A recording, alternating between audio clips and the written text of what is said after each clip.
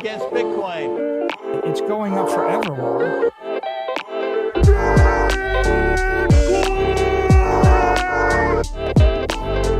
You're against Bitcoin, you're against freedom.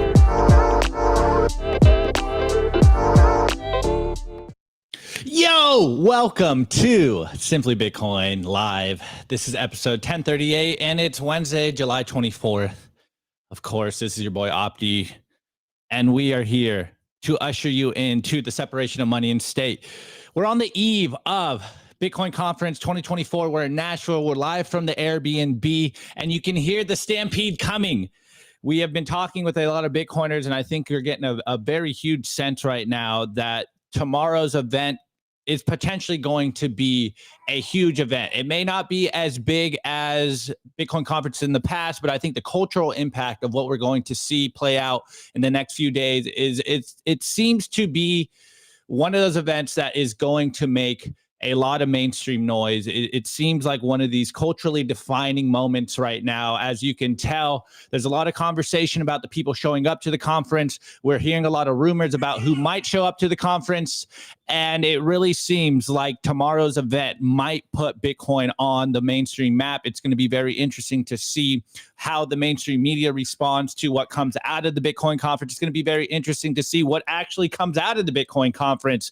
But the conversations that I've been having with everyone is the same, that we are all kind of getting the vibe that tomorrow's event is going to be a huge event, a huge culturally defining event. As you can tell, in the past couple of months, Bitcoin is becoming a huge conversation in the political discussion. We've been hearing rumors about who might show up, who won't show up, and that's what we're going to be talking about on today's show. And as you can tell, I am not alone. Nico had to run to Bitcoin Park for an event, so I am doing the hosting duties. And of course, I have Nico 2.0, aka Internet Selfie, aka Nico's wife, aka a more radical version of Nico. So you know today's show is going to be lit. And forgive us for the baby noises, because we are kind of on babysitting duties as well. So we have a special appearance from baby Nico off on the corner. So today's show might be a little more wild and live than usual, but the show don't stop. Anyways, Selfie, how you doing today? I'm so excited to be here. Oh my God. This is our baby's first off-screen appearance. Actually, it's the second, because I remember having her early on, but now she's babbling. She's talking a lot. And so apologies if you hear her in the background. For all you audio listeners, you might want to turn down the volume if you're using headphones, because she does like to shriek randomly. So yeah, but I'm excited to be here. I'm excited to be in Nashville. I think that this is going to be the best Bitcoin conference yet. We have Donald Trump speaking. We were going to have Kamala Harris speaking, but she backed out. We'll talk about that a little bit later. But yeah, let's get the show started. Let's go. All right, guys. But we also have a guest today, and we have Jason, aka the Commoner on Nostr and on Stacker News. So you might be familiar with his work. And he was telling me a very interesting story behind the scenes. He's a property manager, but also a Bitcoiner, orange pilling the people staying in his properties. And he dropped an awesome article that we're going to talk about. And this is a very Bitcoin focused culture today about, rental properties and Bitcoin, and maybe how you should be thinking about this, and some cool stuff that Jason is doing for the people staying at his property. Like, he sounds like the landlord that I want. So this is going to be an interesting conversation. But Jason, how you doing today? Good to have you. Fabulous, Opti, fabulous. Hey, Sophie, thanks for having me.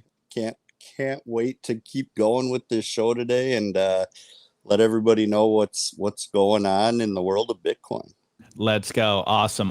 Well, we got a jam-packed show for you guys. So before we get into it, of course, we have to plug our boys at the Bitcoin Well. Make sure you go to bitcoinwell.com and use the promo code simplybtc. And I was talking with Adam yesterday. We're staying at the Airbnb, and he's like, just go super hard on the Bitcoin Well. So they got a special feature for you guys going on this week. If you sign up this week, you will get 10 free tosses into the Bitcoin Well, wishing well. And he told me just do Bitcoin Well, wishing well points for you guys. So I'm going to do a couple more QR scans than usual. Of course, once you sign into Bitcoin Well, maybe you got to pull her off. Yeah. If once you sign into Bitcoin Well and you go into the dashboard, make sure you hit the Bitcoin Well rewards, go into the My Rewards, hit the redeem, and you will be able to redeem some points. Of course, get your Lightning wallets ready, and you're going to scan some QR. You're going to get some sats for free. Just scan the QR points. Okay, 500 sats. I'll leave this on for a moment while we're getting a little transfer going on, and then we'll do one more. We'll do one more for you guys because Adam really was excited about the Bitcoin Wishing Well. Again, if you sign up this week, if you've been on the fence about signing up for Bitcoin Well, you will get 10 free tosses into the Bitcoin Wishing Well. And of course, there's a chance to win up to 1 million sats. Even Adam was telling us that he plays the Wishing Well himself. He's like, yo, I'm trying to get the 1 million sats. So I'm not the only one trying to get the 1 million sats here. We are all trying to get the 1 million sats from the Bitcoin Wishing Well. So you better get it and sign up and get your 10 free tosses into the Bitcoin Wishing Well. All right, guys, let's get into today's show. Bitcoin numbers. Is your Bitcoin in cold storage really secure? Is your seed phrase really secure? Stamp Seed's do-it-yourself kit has everything you need to hammer your seed words into commercial-grade titanium plates instead of just writing them on paper. Don't store your generational wealth on paper. Paper is prone to water damage, fire damage. You want to put your generational wealth on one of the strongest metals on planet Earth, titanium. Your words are actually stamped into this metal plate with this hammer and these letter stamps. And once your words are in, they aren't going anywhere. No risk of the plate breaking apart and pieces falling everywhere. Titanium stamped seeds will survive nearly triple the heat produced by a house fire. They're also crush-proof, waterproof, non-corrosive, and time-proof. All things that paper is not, allowing you to hodl your Bitcoin with peace of mind for the long haul. Stamp your seed on Stamp Seed. Of course, guys, scan the QR code. Don't leave your seed phrase on a piece of paper in your sock drawer. Do not let your dog eat your generational wealth. All right, guys. I'm over here on Clark Moody's dashboard, and Wine was yelling at me yesterday. Actually, Wine and Sophie were yelling at me yesterday about us doing too many numbers. So I'm just going to get to the meat and potatoes here, which is the only things you really care about or should care about, or really what the only thing people really check is the Bitcoin price. We are currently at $66,300 per Bitcoin, and the block height. TikTok next block Bitcoin is working exactly as designed. We're at block height of 853,732. Now, let's get into this show. Let's get into the conversation.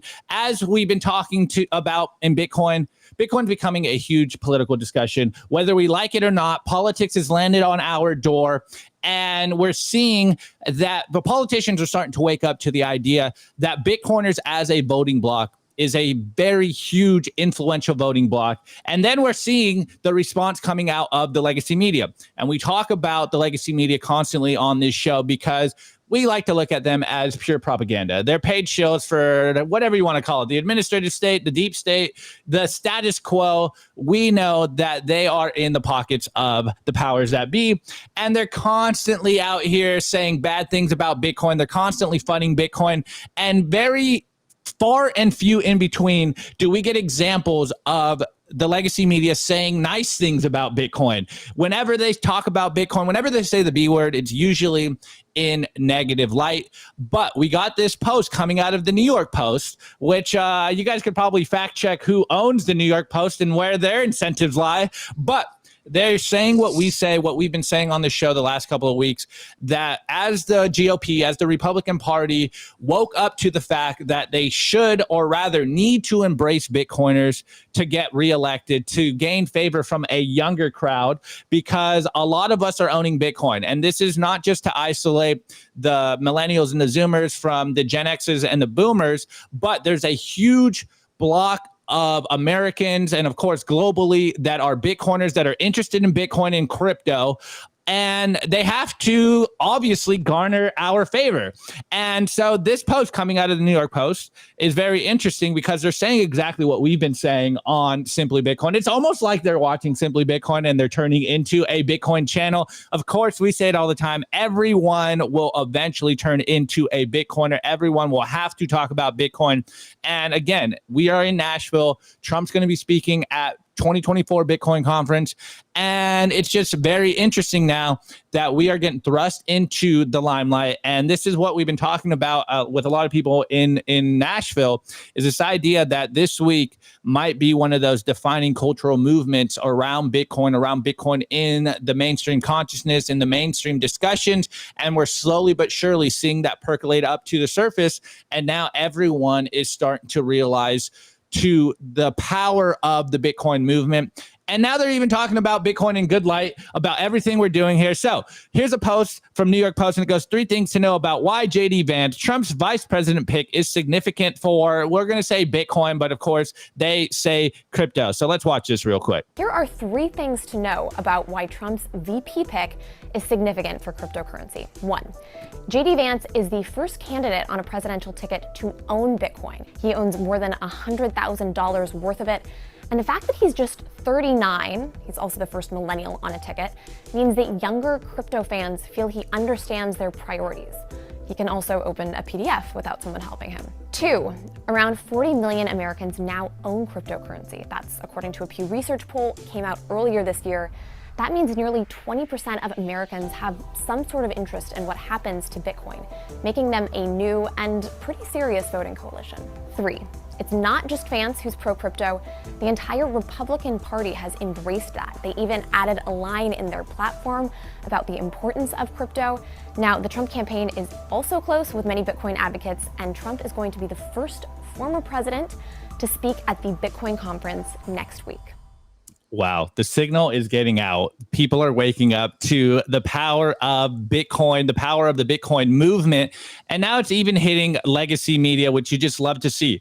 Though there is some very interesting numbers in this. The fact, of course, I don't really trust research and polls as much as other people might. But if these numbers are true and 20% of the American population are, loosely interested in Bitcoin, then it just goes to show that 1, we have a lot of work here to do in educating people.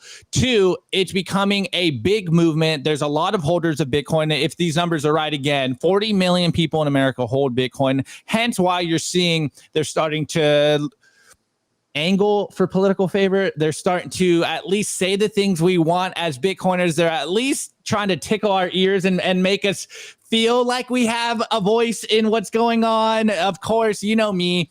I am probably the most skeptical person when it comes to the fact that the powers that be listen to us, as we're seeing come out of the Democratic Party. It seems like they just put in a candidate that no one's voting for. Things are getting fishy out here in fiat land, but the point remains the same. Bitcoiners and Bitcoin is becoming a huge political movement. As much as we might not like this to happen, Bitcoin as a political money is becoming a defining conversation. And again, just to reiterate my point, this week is going to be one of those moments that we're going to see Bitcoin get thrust into the main stage. So I'm going to pass it over to Soph real quick. Soph, what's your thoughts on this?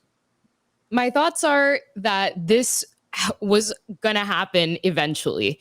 Bitcoin is better money, period. And when you have better money, politicians are going to flock to that. When you have people on the inside who are seeing the downfall of the dollar and are seeing how money is just being printed out of thin air, do you think that those politicians are going to want donations in the dollar? Or do you think that those politicians are going to want donations in Bitcoin like Donald Trump is taking right now? It's incentives aligning with what people want. And if those incentives are aligning with politicians, they're obviously going to start to pander and ask for the vote of those who have been ahead of this movement for almost a decade now. 100%. Couldn't agree more. Sophie is Nico 2.0. Sophie is the better version, the better half of Nico. Anyways, Jason, what's your thoughts on that little clip and maybe what Soph and I had just said? Yeah, man, it's amazing on one hand, and it is absolutely like almost predictable on the other hand, right? I mean, like Sophie was saying, Bitcoin is just a better money, period.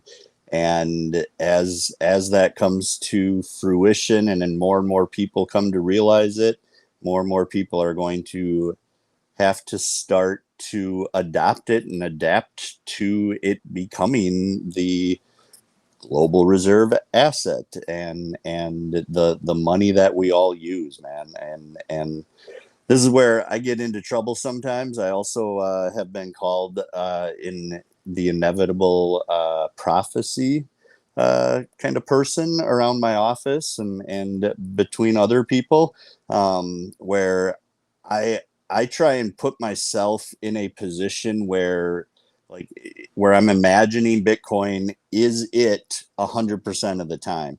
And that just gives you a different perspective on it. And it's actually kind of what led me into how I use it with my properties now at this point. So the only other thing that I found really, really interesting there in that clip was JD Vance being 39. I mean, that guy's younger than I am. So it's about time that somebody younger got involved in higher offices, so we don't have my grandpa or my great grandpa in there. 100%. Sorry, 100%. I mean, but yeah. not only is he the first Bitcoin vice president, but he's probably the youngest person we've seen in a, higher position in politics in a long, long time, which I think is the general trend we're seeing, at least in regards to what all of us commoners think about the political process. Like, it's a gerontocracy. They're super old. They're out of touch. Everything coming out of the federal government is not designed for the younger generation. And even, for the running, what was the running political candidates? Everyone, even if you're on the left or the right, it's exactly what you said, Jason. It's like, they're all old. They're like 80 years old. These are the people that's supposed to be running our country. Whatever happened to retirement? So Yes. at least now we're getting a younger mind into the political process, which is one of the things that I've kind of been wanting to talk about. And I'm sure Soph has some thoughts on this as well, is this idea. I know a lot of Bitcoiners talk about like, oh, politics doesn't matter. All we got to do is like, oh, voting's fake. Don't even get in charge and involved in the political process. And I'm starting to kind of think the flip of that. Like, Nico planted these ideas a while ago, and I was like, no, like I don't agree with you, bro. Like, politics is fake. We all know it's rigged. There's no point in caring about politics. But I'm starting to wake up to the idea, as us younger generations, us Bitcoiners that still have a long time to live, I think it's very important that we get involved some way, somehow, whether it's us making content, whether it's some of you guys running as Bitcoin political candidates. I think it's very important that the younger generation just doesn't completely tune out and let the country go where it's been going, where we literally have no voice, no control. So I'm starting to kind of change my tune. I think it's very important that we do get involved. Soph? I think that this is the first time that we're actually realizing the power of the government.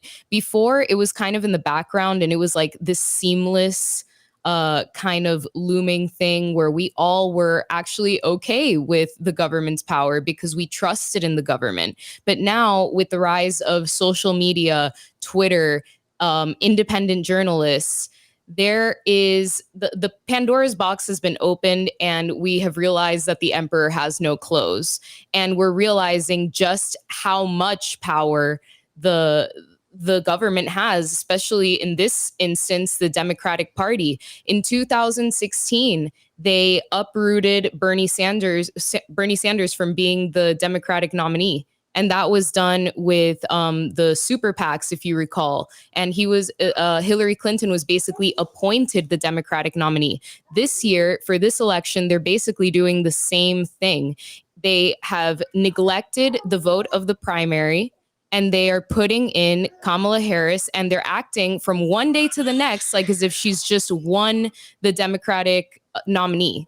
And because of things like that, you have to care about politics now, because now the democratic process is being infringed upon. And one of those ways that you can join into this peaceful revolution, as we always say, is by defunding these politicians. If they don't have the hard money, if they don't have access to Bitcoin, and if they keep making an enemy out of Bitcoiners and people who actually have hard assets, then they're going to lose, because it is unsustainable to keep running like this. And so all you have to do to become part of this process nowadays is not only own Bitcoin, but also vote for politicians and who have policies in place or who are campaigning on these promises, which, we never know, they might turn their back on us, but at least we have a hope that they're going to be pro Bitcoin, pro cryptocurrency, and allow us to, have some hope for the future. Yeah. Bitcoin is hope. And I think we're seeing a lot of people in the fiat world have no hope, which is why as Bitcoiners, we love to push the Bitcoin message and actually see that there is hope at the end of at the end of the tunnel. Like, there is a brighter future, but it's not going to be easy. You can't just tune out, dig your head in the sand. There is a lot of hard work to do. And as Bitcoiners, we love proof of work, and we're here to show up, be consistent, and actually make a difference. And this is what Bitcoin is all about. All right, guys, before I move into the news, of course, let's talk about the pleb party. Guys, it's going to be 12 hours tomorrow. So if you are on the fence, hopefully you're getting the last minute FOMO. All of our friends are going to be there. Everyone that I know is going to be at the pleb party. Again, it is tomorrow, July 25th. There is still some tickets, but I'm pretty sure that you won't be able to get tickets at the door. So get your ticket now. Make sure you're hanging out with tomorrow. It's going to be 12 hours of all you can eat, all you can drink. It's going to be all of your favorite Bitcoiners. We will all be there, and you can come up, hang out with us, and of course, have great conversations. You do not want to be in Nashville right now and not know what you're doing tomorrow. You need to go to the pleb party by our boy Anders. Okay, let's get into the news, guys, because this is why you guys are all here. The Daily News. I want to give a shout out to our sponsor, Foundation Devices. It's self-custody done right. They built a premium grade hardware wallet called Passport right here in the US. It's fully open source and verifiable. It's the most intuitive Bitcoin wallet designed with a UX reminiscent of a simple feature phone. So you will know how to navigate it and use it the moment you pick it up. Get your Bitcoin off exchanges and into your own hands in just a few minutes. Experience the peace of mind that comes with taking ownership of your own keys. After a massive sellout during Bitcoin Miami 2023, the Passport is back in stock at foundationdevices.com. Bitcoin only, open source verifiable, completely air-gapped security model, gorgeous design craft, premium grade materials. If you're thinking about getting your Bitcoin off exchanges, this is the one for you. Check out the Passport link in the show notes below to learn more.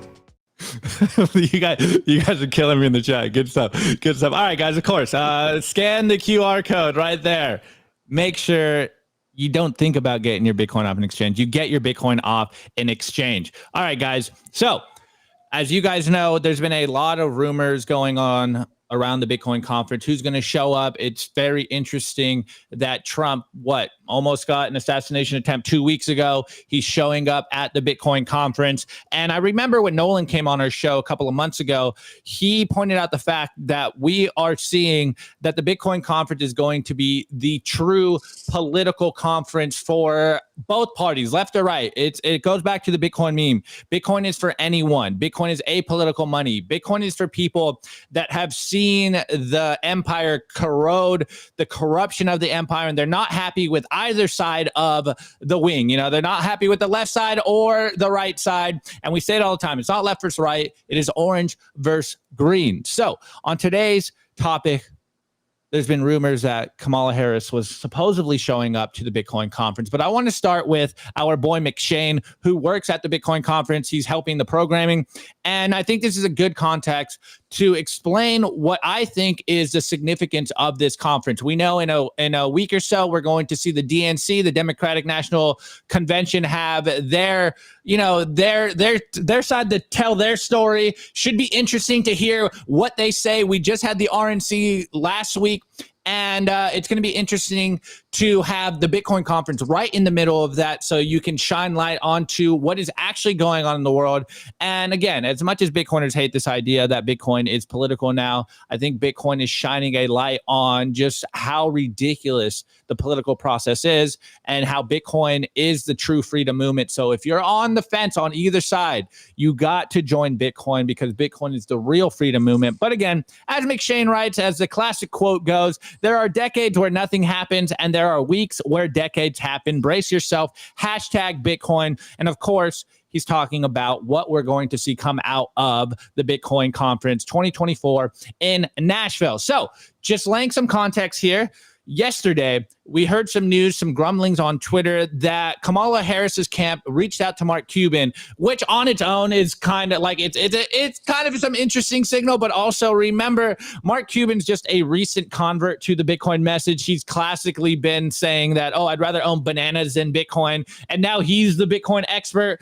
Fiat clown world in overdrive. Anyways, Mark Cuban says Kamala Harris's camp reached out with multiple questions about crypto. I'm getting multiple questions from her camp about Bitcoin. So I took that as a good sign. The feedback I'm getting, but certainly not confirmed by the vice president, is that she, or rather the presidential nominee now, that she will be far more open to business, AI, crypto, and government as a service, Cuban said, which I think I might debunk that by the end of this. Yeah, I have questions. Yeah, exactly. And thoughts. I have doubts. I think we're going to thoroughly debunk this post. But anyway, we heard some grumblings yesterday that they're reaching out to Mark Cuban to talk about Bitcoin. And then, of course, we heard the rumor, which I'm sure if you're on Twitter, you heard as well. David Bailey says that they were in the talks with Kamala Harris to show up at the Bitcoin conference. I know everyone I was talking with yesterday was like, whoa, Kamala Harris is going to show up to the conference as well, which would be super interesting considering there is, I think, about 7 senators that are going to be at the Bitcoin conference. Of course, Trump speaking at the conference. So it would have been very interesting, to say the least, if Kamala Harris showed up at the conference as well.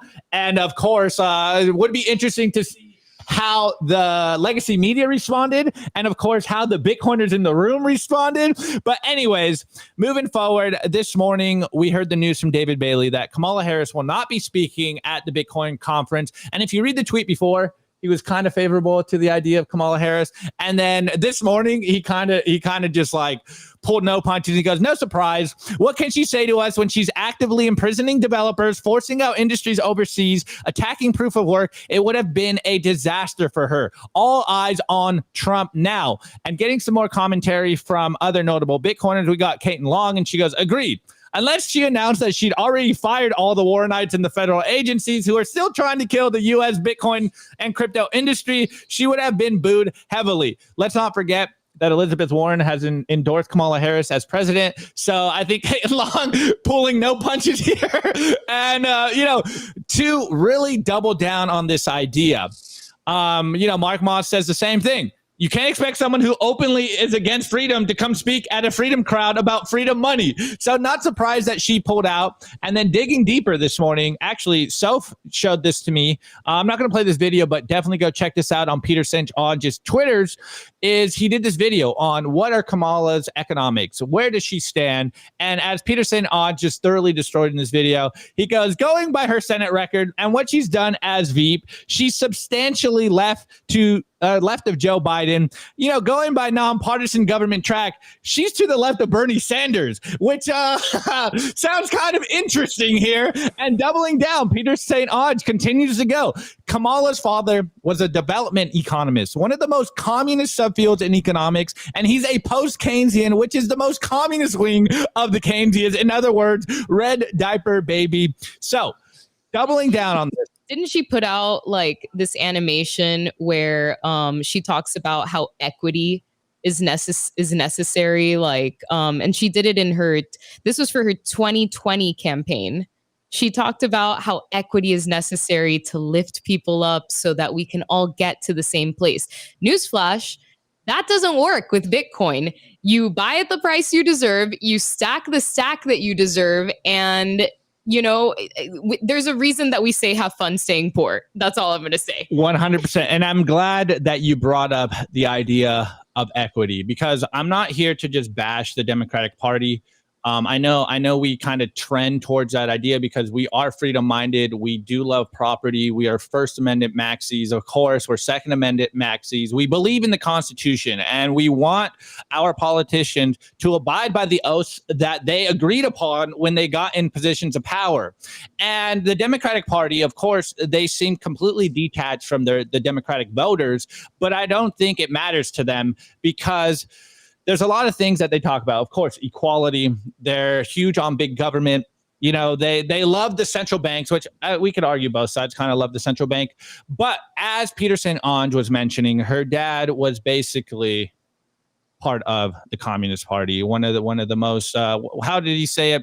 One of the subfields in economics, which is definitely leaning very left, very collectivist, and just doubling down on this, guys. Remember, we brought this up a lot on the show. Again, this isn't just to dunk on the Democrats here, because I'm sure there's a lot of progressives out there that mean good, and they do actively want change. And that's what we all want here. It's really about getting to consensus of how is this change going to happen? Can we trust these institutions?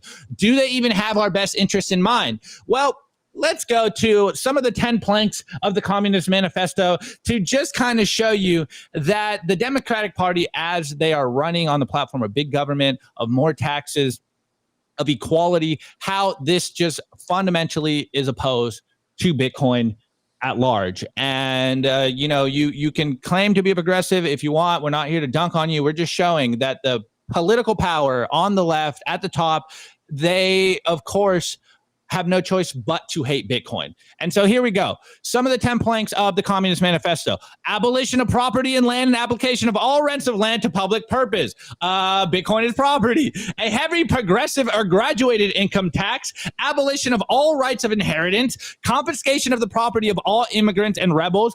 The centralization of credit in the hands of the state by means of a national bank with state capital and an exclusive monopoly. The centralizations of means of communication and the transport in the hands of the state, and equal liability of all the labor, establishment of industrial armies, especially for agriculture, and free education. Guys, all of this is fundamentally diametrically opposed to what us Bitcoiners believe. We believe in freedom. We believe in property. We believe in free speech. We obviously believe, well, personally, I'll say this to myself as a Christian, I believe that everyone is equal under the eyes of God. But no one is equal by any respect on planet Earth. Some of us are taller. Some of us are smarter. Some of us are more athletic. Yes, we can think of ourselves as equal in respect that we're all human, but none of us are equal. And when you see the political left, the collectivists talk about equality, they don't mean equality of opportunity. They mean equality of outcome, which literally means to the lowest common denominator. So a lot of the Democratic elite rhetoric coming out, whether it's a central bank, whether it's more taxes, whether it's bigger government, whether it's equality, are fundamentally opposed to what Bitcoin stands for. And so it's no surprise that Kamala Harris backed out. Not only would she have probably been booed at the conference, I don't think they would have been able to catch her up to speed enough to even speak to a room full of Bitcoiners. So I think, as David Bailey said over here, love him or hate him, I think he's got a great follow-up tweet to this. And he goes, choice is simple, really. Trump pump or Biden dump. Here we are, guys. Whether we like it or not, politics has landed on our door, and it's going to become a defining political conversation in the presidential election in 2024. So I'm very excited to see what Trump says at the conference. I believe it's going to be Friday. And now we're going to see that more people are going to have a viewpoint. The fact that they even considered to come to the Bitcoin conference, the Kamala Harris campaign, I think is just more signal of where the movement is going, where the trends are going. And again, I'm not surprised she pulled out. But anyways, let me pull it back here and Sophie, unleash. Can I just say, this would have done numbers.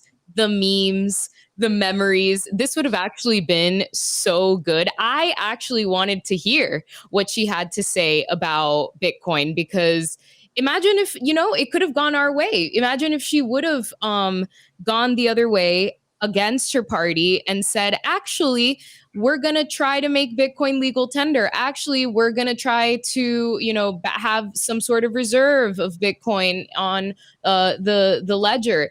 But she completely pussied out. And it's because she knows that you know how it went for Donald Trump in the Libertarian Convention?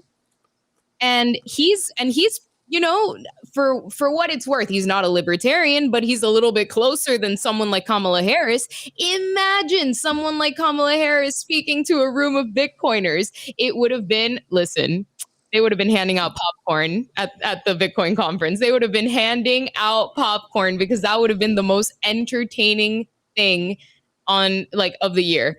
And again, I repeat, the memes would have been amazing, but alas, 100%. We know where they stand. 100%. Again, what do we say on the show all the time? Bitcoin has, a very strong power of exposing people's incentives, and the fact that they pulled out, I think, just shows that they are obviously, and you could argue that all politics are this way. They are obviously not in favor of freedom money. And as Kate and Long said, we've seen what the Biden administration has done. Kamala Harris will be an extension of the Biden administration. They put Bitcoiners in jail. They tried to stop proof of work in America. They've tried to tax the Bitcoin industry. And as a Bitcoiner, I don't really like the idea of a one issue voter, but it's becoming very clear. There is one side that is for Bitcoin, and there's one side that is actively against Bitcoin. And I mean, without this, this is why it's an important single issue, unlike any other single issue out there, and why you should be a single issue voter on Bitcoin. Because without the money printer, these people cannot go to war, cannot enable corruption, cannot enable the things that have started deteriorating the country in a way that has been unstoppable. If you fix the money, you fix the world. If you fix the money, you fix the incentives, and you fix the way that people behave. You make a safer society. You make a better society. Look at what happened to El Salvador when they adopted Bitcoin. It didn't just change because of the violence and whatever, but people are more people have a renewed hope in that country. And that's kind of what I'm looking forward to in our country. I think that for a long time we've been very divided, and Bitcoin might just be that single issue that brings us all together. Well, it's becoming very clear that if you do vote, we'll give you that. If you do vote, it's becoming very clear which side, as a Bitcoiner, you would vote on. And I know a lot of Bitcoiners say, "Oh, voting's fake. I'm never going to vote again. I only worry about myself and my family." Well, it's becoming very clear that one side will actively, no worries. I gotta go get my baby. Hold on. One side is actively will not allow you as an individual to just seek your own sovereignty, your own independence. And so again, as a Bitcoiner, it's becoming very clear that we need to get involved in some way. As a movement, Bitcoiners are extremely strong. I've seen this in the past last year, that when something happens that Bitcoiners don't like, we come out in waves, and we are a huge voting bloc. So as Max Kaiser says, he who has the Bitcoin makes the rules. So it's very obvious why they are trying to get political favor of Bitcoiners, because not only are we going to have the best money in the world, but as a group, as a cohesive group, Bitcoiners are extremely powerful. But enough ranting from us. Jason, what's your thoughts on Kamala Harris pulling out of the Bitcoin conference? Did you even believe she was going to come to the Bitcoin conference? What was Never. all this? Did you see this on social medias yesterday? I did, Apti, and I'm not surprised that she pulled out one bit. Like you were saying, and Sophie, she would have really had a lot of work to do to catch up and to truly understand or even attempt to partially understand what the hell Bitcoin is and what it does and what it means for this country and this planet. I am amazed every day at our politicians and the way things swing from one day to the next. I as much as I haven't liked Trump and been a big fan in the past when he came out in favor of Bitcoin, man, it really just it makes all the difference. And I know, look, I'm not so naive as to think that fixes everything that we have going on wrong with Bitcoin and all of our struggles that we still have yet to come for everybody working in this in this industry, in this field, on this change, man. But you know, it's any publicity is good publicity for Bitcoin, man. I just, we're going in the right direction when we get more and more people talking about it. I myself have actually had not previously been super big into politics, but I certainly reached out to my local representatives, my state representatives, my city alder, and I actually had to put my alder on notice. I sent him 3 emails, and on the 3rd email, when he wasn't responding because I wanted to talk to him about Bitcoin and kind of what I'm doing with it, I basically let him know that I didn't think this was acceptable as a person, a homeowner in his district, and that he better talk to me. And sure as heck, he reached right out as soon as he got that email, and it just is. It's just amazing to me when we start putting the information in the right people's heads, that we can get some change to happen, you know. And I didn't know this about my alder, but he's an economics major.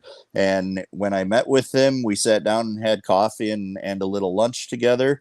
Talked about an hour and a half about Bitcoin and kind of what it can do for us as a human race, what it can do for my residents in particular, what it can do for industry in particular, how we can, you know, really enact some change that will be for the better and changes people's incentives. And at the end of it, I mean, he certainly wasn't orange pilled. He didn't go out and buy any Bitcoin, but he was talking to me about how much money he's got saved and why he's got it in a money market, and asking me questions. And I sent him some resources, and you know, it just gets the ball rolling. And you know, we can all do that. Every single one of us across this country, every single one of us across the planet can start to have those conversations. And you never know. I mean, the one person that you talk to today about it, they may go out and tell 100 people. They may have a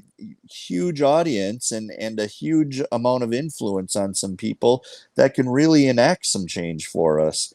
And at the same time, if they don't, that's okay too. But that one person just thinking about it a little differently, thinking about the monetary system a little bit differently, thinking about how we've lived in this horrible just struggle, you know, this inverse incentivized kind of world where everybody's looking to like grab as much money as they can today, because you know it's not going to be worth anything tomorrow, or a lot less tomorrow. And so it's perverse, man. It's just completely incentivized the wrong way to try and steal from the future the value of what you're putting out today. And it just doesn't work when you're up against, as Jeff Booth would say, right, the deflationary kind of forces of the market, of a free market.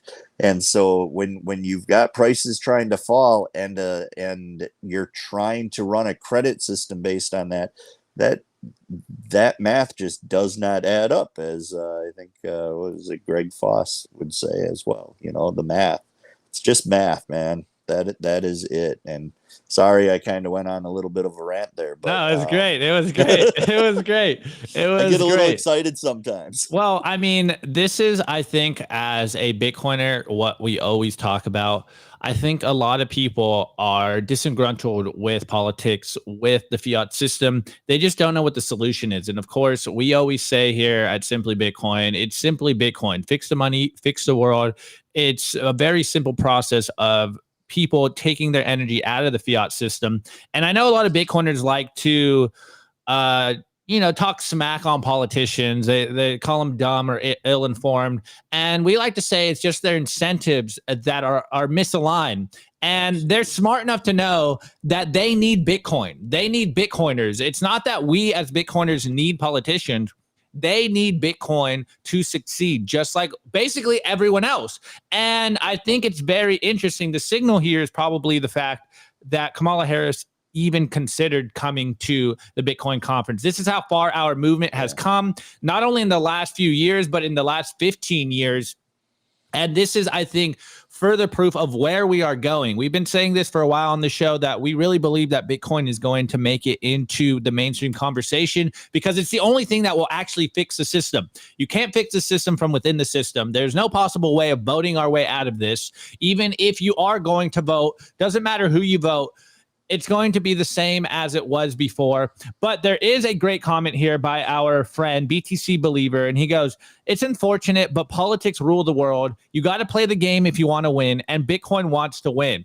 And I know a lot of people that hang out with this in the chat are always like, oh, I tune out of politics.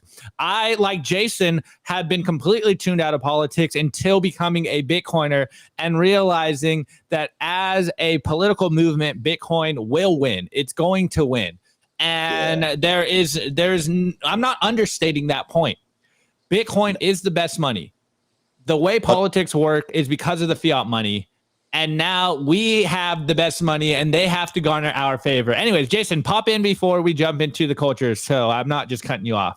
Yeah, man. Sorry. I'm not trying to cut you off either, but I just want to, I mean, absolutely 100% everything you're saying. We as Bitcoiners have to be the information, the data that gets put into our politicians' minds. I spent 45 minutes on the phone with my state senator, Tammy Baldwin, here in the state of Wisconsin, totally doxing where I live, but whatever. It's all good. And at the end of that phone call, when I told him about how I'm utilizing Bitcoin, he was like blown away, and he was like, I'm so glad we had this conversation. I can see I definitely need to learn more about Bitcoin. And at the end of it, I was like, dude, call me anytime you want. I'm happy to talk about Bitcoin for sure. I can talk for hours about it. So let's just fucking go, man. And that information is then trickling up slowly to his boss, Tammy Baldwin. And Tammy Baldwin is slowly going to trickle that up to whoever the heck it has to go to, when I think for a while, Bitcoin kind of had this idea or this incentive where a lot of people were afraid of it burning down the world. And, I can recall hearing like, let's just burn it all down and rebuild it all. And that is one way to go about things. But when you throw out all the fear and the pain and the suffering that would come along with that, we have got to change the incentives for the people that hold the power in government to view it differently so that we can continue to progress it. Now, I'm not saying that I'm 100% all about government. I think government fucking sucks, man, and there should be a hell of a lot less of it. People are just, there's way too many of them out there, and it does not need to. We don't need to be governed the way we've been governed for the last 200 plus years now. We can change the incentives, we can change that structure, and we can do it in a way that doesn't cause tons of pain and suffering. We don't have to blow ourselves up fighting all these crazy wars over who has the freaking rights to the oil or the rights to the gold or the rights to whatever the hell it is, or whose freaking God is right. I mean, it's just like, come on, we all live on this planet together. We can make this work. And I think Bitcoin gives us, at least sets our incentive structure a little more straight and allows us to work together a little better. 100%, 100%, Jason. And you mentioned a point here. Let's not forget that the U.S. government is the biggest employer on planet Earth. This is why these incentives are so misaligned. This is why so many people, whether they want to or not, or whether it's just because it's based on their career, they kind of have to hope for the government to expand, to continue as it's been. And it's a new era. It's a new time. We have new money. We have a new movement coming out. And I think moving forward, Bitcoiners are going to become an even bigger part of society, whether you're in America or not. It's a grassroots movement. And as Jason is saying, it literally starts with having the conversations with people around you, your friends and your family, and figuring out ways that we can get involved and get our message out and more people learn about the benefits of Bitcoin, which is what we try to do here every single day. Is Bitcoin allows us to live a better life. And I think that's what most people really are after. They just want to live a good life and they just don't know how to do it. A lot of people are confused. They're lost. Maybe they don't have enough time to sit around and do hundreds and thousands of hours of Bitcoin research. They just want a simple solution. And of course, we always say it is simply Bitcoin. And on that note, Jason, you gave me a perfect segue about all the cool stuff you are doing. And I think a lot of people are going to get their mind blown here and wish you were their landlord here. So let's get into the culture and we'll talk about that. The Daily Culture.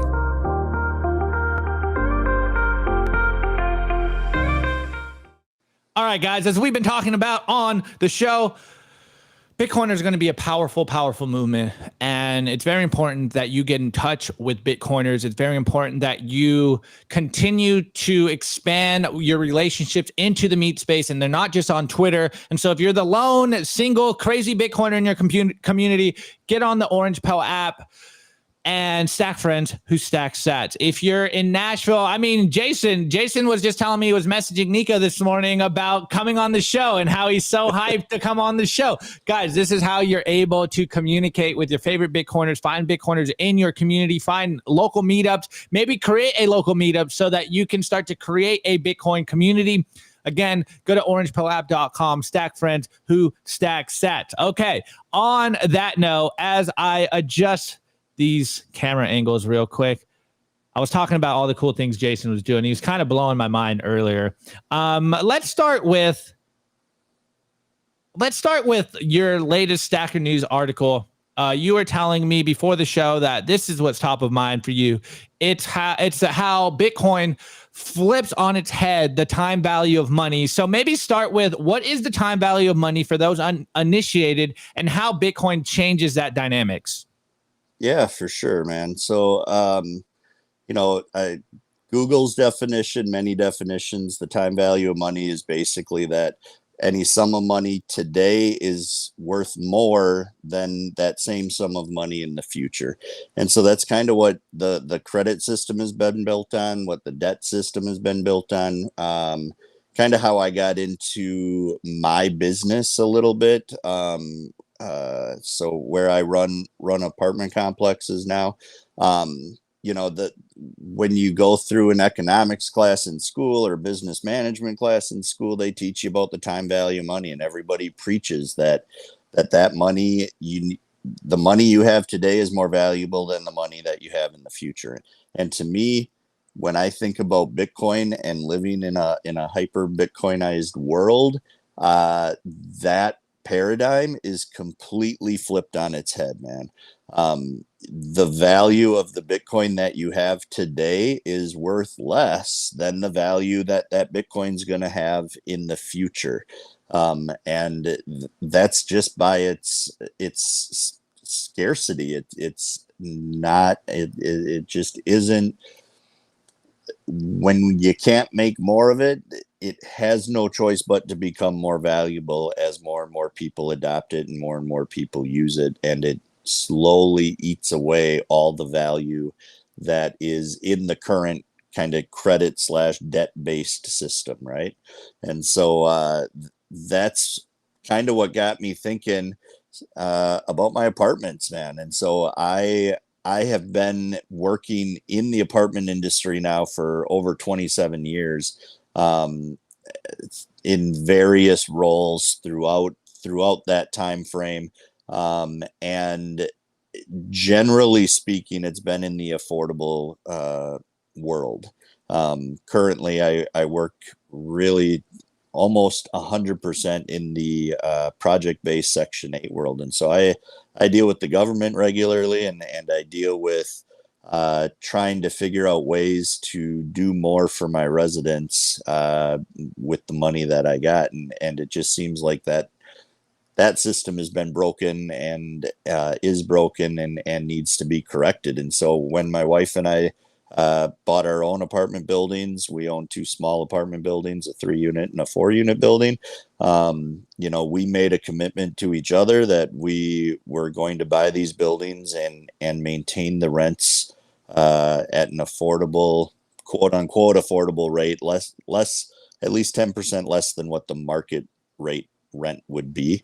And we were able to buy our buildings at what I thought was a fair price at the time. Although when I look back on, our first building that we bought at the end of 2016, had we used the down payment at that time to buy Bitcoin, we would have been able to buy 70 Bitcoin.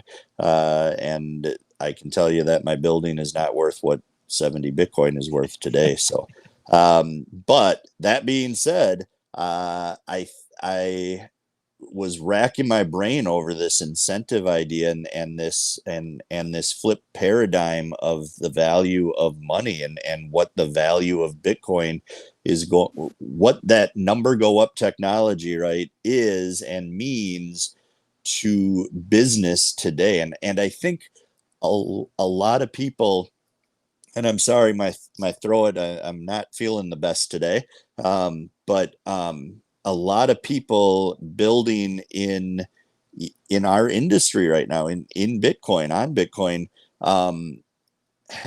still have the kind of the fiat mindset and are trying to kind of recognize or realize what that means when you start to add Bitcoin to it. And the fact that we all love that number go up technology, that's all fine and good. But I kept coming back to this time value of money thing, and value of Bitcoin being more in the future led me to believe that I can offer a different incentive structure to my residents. And so what I did is, after talking with my better half, came to the decision to offer rent payments to be accepted in Bitcoin from all of our residents. And little did I know at that time, but one of my residents was I want to call him just a Bitcoiner, but he still maybe even still dabbles in shitcoins as well. But he did reach out to me and took me up on my offer to pay rent in Bitcoin and to learn more about the incentive structure that I wanted to offer him. And so knowing in my head that the future value of Bitcoin should generally go up. Now, obviously, we all know it's volatile as hell right now, right? It kind of goes through some cycles. And even with that being said, the general direction is up and to the right over the 15-year plus little over lifespan of Bitcoin. And so with that in mind, I thought I could offer my residents 50-50 split in any future price appreciation of that Bitcoin that they pay me. And at that time, it was for up to 6 months after they pay it. And so that's kind of been the incentive that I've been using there. And I'm rambling a little bit here, and I'm going on from one thing to the next. Opti, but it's great. It's great. Keep going. Keep going. All right, man. I'll keep going for sure. So yeah, so I came up with that incentive structure. He and I kind of talked about it, and he liked the idea, and we decided that we'd run with it and kind of see where it goes. And so I started back in November of last year. I started accepting rent from him or them in Bitcoin, and for the last 3 months, over the last 3 months, they've saved over $1,000 total off their rent. So the way we worked it out at the time was that I would offer them either a return of Bitcoin in the value that was equal to half of that appreciated price, or I would offer them a rent credit on the next month's rent that was equal to that fiat value. And so that's the option that they chose and are continuing with today. Obviously that past results do not dictate what future results will be, and based on the volatility of Bitcoin, that there will certainly be months where they don't recognize any appreciated value. The kind of the kicker here is I gave them the option to lock in that appreciated value at any time they want, and so during that 6-month period. So it's not like they pay it in, and then in 6 months they have to take whatever that price is. They pay it, and at any time. So if there's a freaking God candle or whatever the heck happens, and they want to lock in that appreciated value, I mean, they could end up not paying any rent for a month or 2 months or 3 months. And I am absolutely good with that, because that means that Bitcoin that they paid me, I also recognize that much additional value. And so for me, giving them the rent credit or giving them the Bitcoin return, that's a wash on that 50-50 split. And I'm good with that, because I also know that the future value of the Bitcoin that I still have from them is going to continue to go up. And so I think this business model is a model that anybody can use. For me, for anybody, it's just a cash flow management issue right now. So I have to manage my fiat cash to ensure that I've got enough people paying in fiat that I don't have to sell Bitcoin and realize the capital gains tax or whatever I do, however I do it in the future, so that I can pay my current bills. But what I'm doing is taking all of that Bitcoin that they're paying and just saving it. That now becomes the cash, my quote unquote cash, my Bitcoin reserve for the building. And as I continue to pay off the loan on the property, I'm able to now demonetize the fiat value of that building and recognize the Bitcoin value of that building going forward. And so I think this is a business idea or a business model that more people have to start adopting. And again, there's barely any risk as long as you're not over leveraging yourself and you're doing a good job managing your cash flow, that anybody can do this. And I would argue that this is the orderly and kind of neat fashion to demonetize the world, especially the real estate value of the world, in a orderly fashion that doesn't create max pain and that doesn't create max suffering and that doesn't piss off millions, if not billions. Well, maybe not billions, but certainly millions, hundreds of millions of people who all of a sudden lose all the value that they had stored in their property across this planet. So it really, yeah, man, it amazing. Really, As I was saying earlier, I wish you were my landlord. This that sounds awesome. I think the general question for people in the chat is, are you at risk for, potentially not paying your mortgage? Of course, you don't have to dox yourself completely. Like what are the concerns that if people want to implement this strategy, what are the things that they have to consider?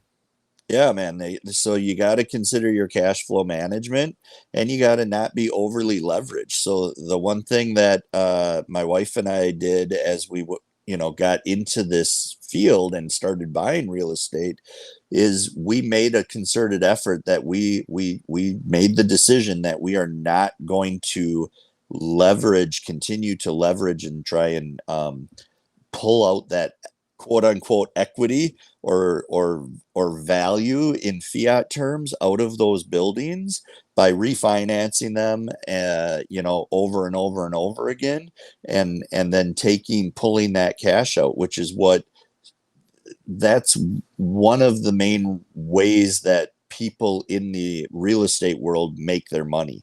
And when you stop that, it makes it very easy for you going forward to know what your debt load is, know what your mortgage payment is, all your sunk costs are, and be able to manage what the rent that's paid in fiat and in Bitcoin terms. So like if all 4 of my residents would have said, yes, sign me up for this deal, I would have had to go to them and say, look, I'm happy to offer it to all 4 of you, but in order to manage my cash flow, I can only accept 80% or 70% or 60%, whatever the amount of fiat I need to pay my fiat bills in, and then the rest I can offer you in Bitcoin terms.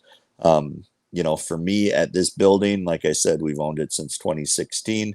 So, we're 8 years plus into it a little bit here. Our leverage and our debt coverage on the building is pretty small compared to the value of the building. And so I'm actually thinking of ways that I can take this and make this my full-time job, my 9 to 5, and try and turn this into because it gets even better. If I can turn this into a nonprofit, if I can raise funds for somebody to purchase this property from me, well, to give a nonprofit the funds to purchase the property, then that nonprofit should be able to simply pay my wife and I the value that we're looking to get out of the building, right? And pay off the mortgage, and then accept 98% or 95% of the rent in Bitcoin from all 4 residents. And then I can actually, sit down with all the other 3 and really kind of share with them how this incentive plan is working for my other resident, and how it would be a benefit for them to pay in Bitcoin, and how as that Bitcoin is paid, and the only expenses become the maintenance and upkeep of the building and maybe the taxes. Although in the state of Wisconsin, as a nonprofit owner, you can get tax exemption for up to 40 acres of property. And so that property it could get taken off the tax rolls more or less. And so you could completely demonetize from a fiat terms that property, and you could run it, like I said, 95% on Bitcoin, and all the Bitcoin that is paid could go right back into basically into a savings, into a cold storage wallet for that property. And when things like the major capital needs, like the roof needs to be redone, or the parking lot needs to be redone, or you need to replace the furnaces, whatever, the cabinets, countertops, then you manage that reserve account, and you sell some of your Bitcoin to get the fiat, or you find, hopefully by that point in time, a couple years down the road, you find a vendor that's accepting Bitcoin, and you kind of save yourself potentially. Well, I guess that you could argue that there's still be some capital gains tax on some of that Bitcoin. So, and then you could even start reducing the rent on top of it. I mean, it gets to that point where, as the value of the Bitcoin that is held in reserve continues to go up, if you had 10 Bitcoin sitting in a reserve account right now for that property, it would be more than that value in Bitcoin terms would more than cover the cost of that building, and in fiat terms. And so you actually, as a nonprofit owner, could actually go to your residents, and you could say, look, you sign when you move in, you will never pay more rent. And as the value of that Bitcoin continues to go up, you can start reducing that rent. And so not only now are people, it just, they're saving money more in fiat terms,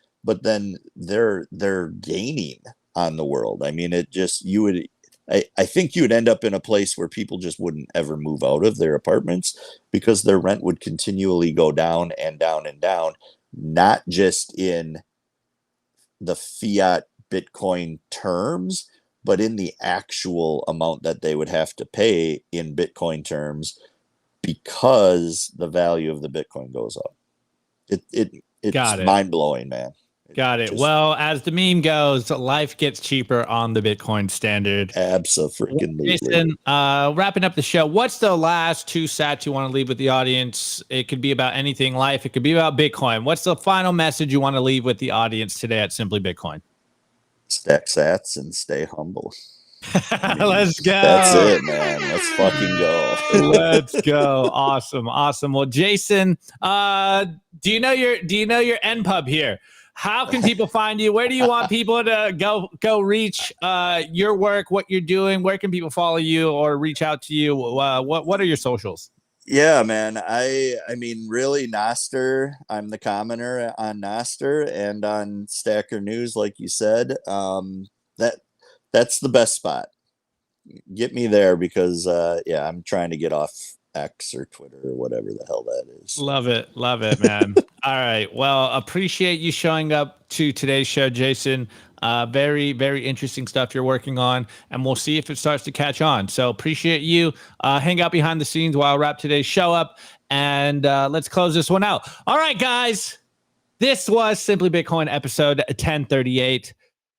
We are Simply Bitcoin. If you like this content, if you think we're providing value, like, share, subscribe. Make sure people are waking up to the Bitcoin signal. Make sure people are having these conversations. As you guys can tell from today's theme, it's becoming a defining cultural conversation, and it's going to be very interesting to see what comes out of Bitcoin Nashville 2024 conference. It seems like we might be going mainstream by the end of this week. So it's going to be interesting to see how the legacy media responds. It's going to be interesting to see what Donald Trump says. You know, I'm pretty sure Vivek and RFK Jr. are going to be here. There's a bunch of senators that are going to be here. It's the spot to be. So if you are in Nashville, hopefully I see you around. If not, keep watching the stream. Oh, on that note, guys, I think we are not going to have a Friday stream because we're going to be on the news desk for the Bitcoin Magazine live stream.